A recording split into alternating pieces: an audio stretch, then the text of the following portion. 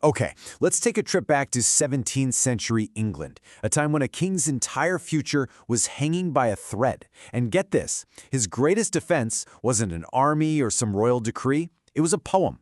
A seriously sophisticated political weapon designed to take down his enemies one rhyming couplet at a time. So when you think about political fights from back then, you're probably picturing, loud speeches in parliament, or maybe some secret pamphlets passed around in the dark. But the single most effective political takedown of that entire century? It wasn't a speech, it wasn't a secret plot, it was something else entirely. The weapon was a 1,000-line poem by John Dryden called Absalom and Achitophel.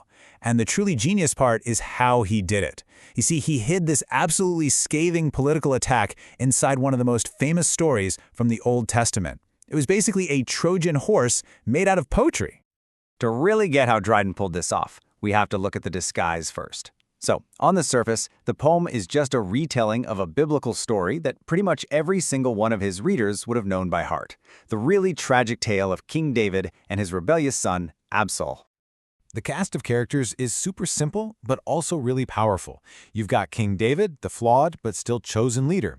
Then there's his son Absalom. He's handsome, he's popular, and he gets manipulated into trying to take the throne. And then, of course, the real villain of the piece, Achitophel, this cunning advisor who's just fueling Absalom's ambition. It's a classic story of betrayal. So if you're reading this back in 1681, you'd recognize the story right away. But then, certain little details might start to feel, well, a little too familiar, a little too close to home. What if the whole thing wasn't really said in Jerusalem, but in London? And that's because the entire poem is an allegory. Every single character, every plot point is a direct stand-in for the political crisis that was gripping England at that exact moment. It was a secret code, and Dryden basically just handed all of his readers the key to unlock it. So let's crack this code. The wise but troubled King David, that's actually King Charles II. The handsome, popular, but, and this is key, illegitimate son, Absalom, well, that's the Duke of Monmouth.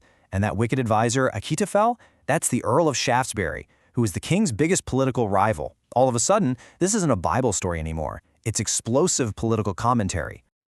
This parallel between the father and the son was the absolute heart of the crisis. See, King Charles II was the rightful king, but he didn't have a legitimate heir. Meanwhile, his illegitimate son, the Duke of Monmouth, was Protestant and incredibly popular.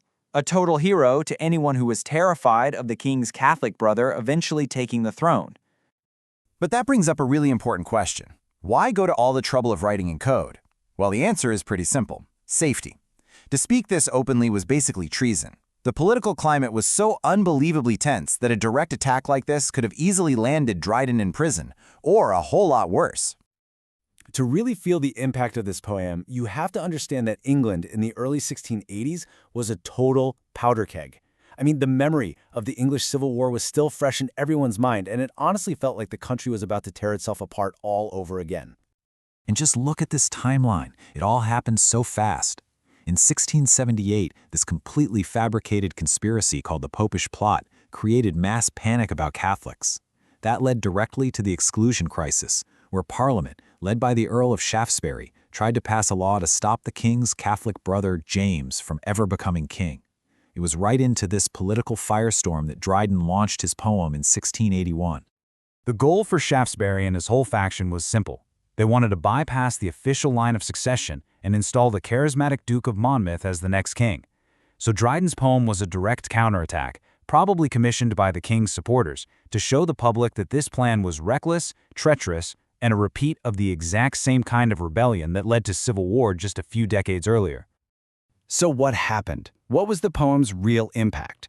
Well, the best way to think about Absalom and Achitophel is as one of the most devastating diss tracks in all of literary history. It is an absolute masterclass in political satire.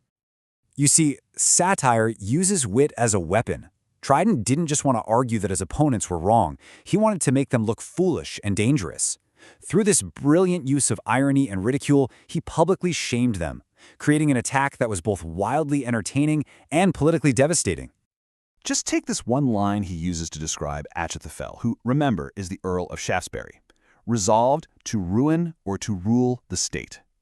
In just 8 words, Dryden paints him as a guy driven by this destructive ego, totally willing to burn the entire country to the ground if he can't be in charge. It is a killer line, and it's stuck. In the end, Absalom and Achitophel is so much more than just some dusty old piece of literature. It was a calculated act of political warfare. You could even call it propaganda of the highest order, using art to frame a national debate, defend a monarch, and maybe even help steer a nation away from the brink of another civil war. And that kind of leaves us with a final thought. Dryden used a Bible story to hide his political message over 300 years ago. It really makes you wonder, doesn't it? What allegories, what codes, what political truths might be hidden in the movies, the music, and the art that we all consume today?